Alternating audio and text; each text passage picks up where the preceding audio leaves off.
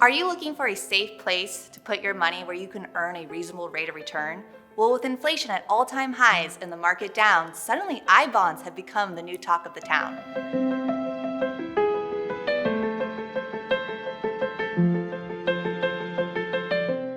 So before we can understand why an iBond may be a good option for you, it's important to understand what an iBond is. An iBond is a savings bond that is backed by the full faith and credit of the U.S. government. So it is considered a safe investment, and it earns an interest rate based on a combination of two factors. First, there's the fixed interest rate. This is actually currently 0%, and it stays the same throughout the life of the iBond. But then there's the inflation rate, and the inflation rate is what gets set twice a year. And the inflation rate is based on the consumer price index. So for example, if I was to purchase an iBond now, the current interest rate is 9.62%. That's based on inflation and where it's at today. And that interest is applied to the next 6 months of the bond. So if I purchase the iBond in July of 2022, then that 6 months of interest will be applied through December of 2022. And then they will determine a new interest rate based on the consumer price index, and that gets applied for the next 6 months. So an iBond can be a great option, especially when we're in all-time high inflationary environments. And the reason why that's important is because inflation, it erodes the purchasing power of our dollar.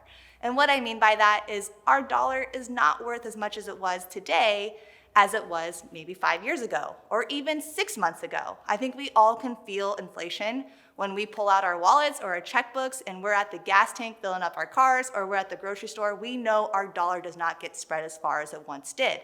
This is why it's important to find a safe place where we can earn a reasonable rate of return to keep up with inflation so that we can continue to purchase the goods and services that we are accustomed to. So there are a few caveats when it comes to purchasing an iBond. First, you have to hold it for at least 12 months.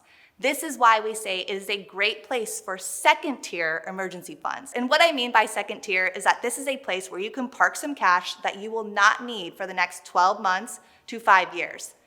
If you were to cash out the iBond before 5 years, they will assess a 3-month penalty of interest. So, for example, if you held an iBond for 15 months, you would only get the 12 months of interest applied. If you hold the bond longer than 5 years, then no interest penalty will apply, and you can hold the iBond for up to 30 years before you have to cash them out. Another caveat is you can only purchase so much in an iBond per calendar year. For a calendar year, you can purchase up to $10,000 electronically, and you can do that by going to TreasuryDirect.gov.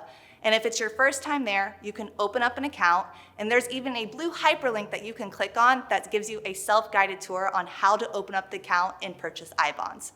Or you can purchase iBonds in paper form, and how you do that is with your tax return.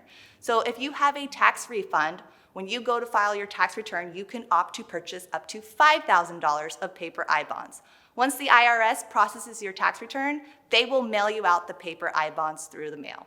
So lately, there has been a lot of talk about iBonds, but it's important to remember that this is only a smaller portion of your overall robust portfolio. So it's not going to accomplish all of our retirement objectives, but at least it's a safe place where we can put some cash and earn a decent rate of return. Subscribe now for more information, and if you are interested in more information on iBonds, you can always schedule a complimentary 15-minute retirement checkup call.